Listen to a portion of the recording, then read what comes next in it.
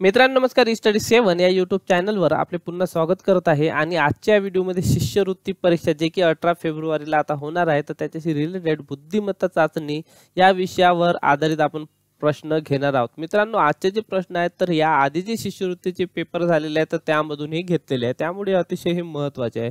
तर व्हिडिओ पूर्ण पहा. या चॅनलला सबस्क्राइब केलं नसेल सबस्क्राइब करा, लाईक करा. चला सुरुवात करूया.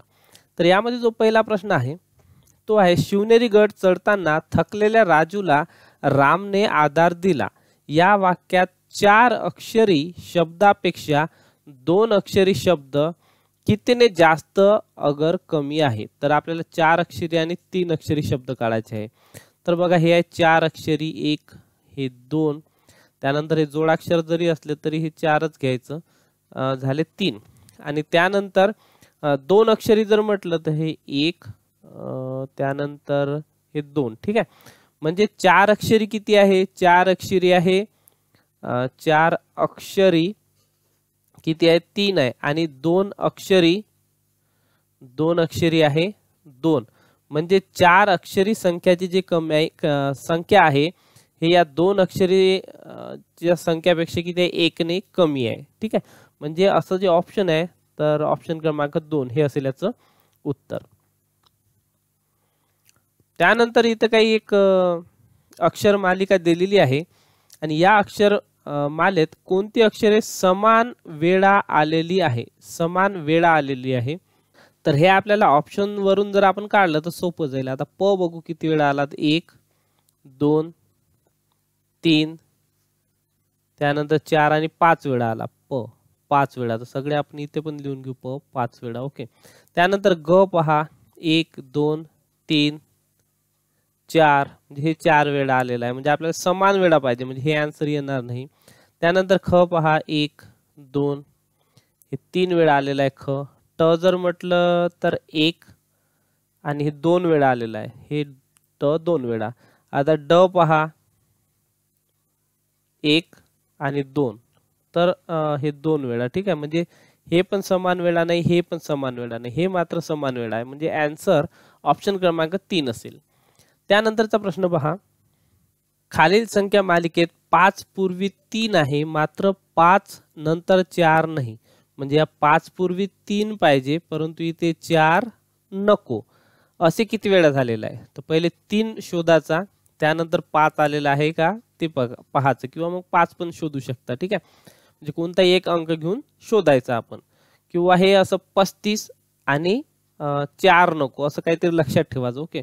हे बघा आता 3 5 4 नाही, म्हणजे हे झालं 1. त्यानंतर पुन्हा 3 शोधा कुठे आहे?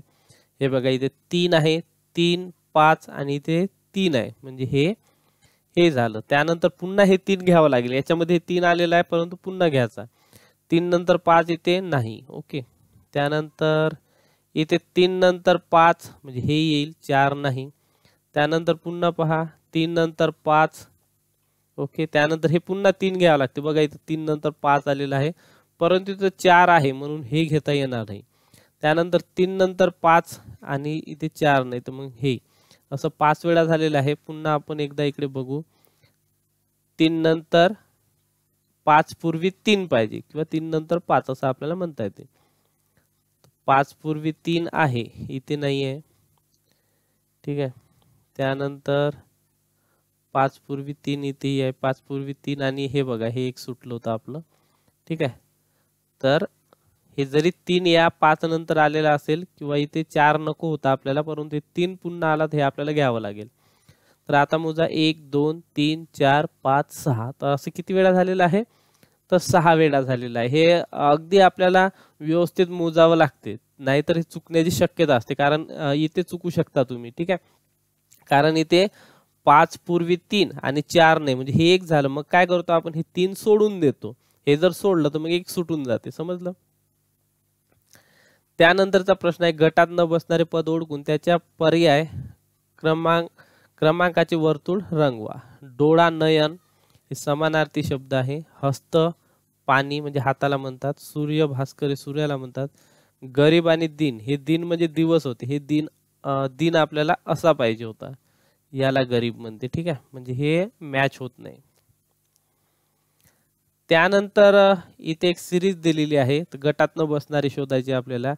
ए पी बी आर, इकडे बघा ए पी बी आर, इकडे A P C, A P B R, हे तिन्ही जे आहे क्रमानुसार आहे, हे मात्र नाही. हे याचा आन्सर. त्यानंतर पहा, नंतर इथे सरळ आपल्याला दिसेल की सगळे गोलाकार असल्यासारखे, परंतु हे जरा वेगळं आहे, तर हे असेल याचं उत्तर.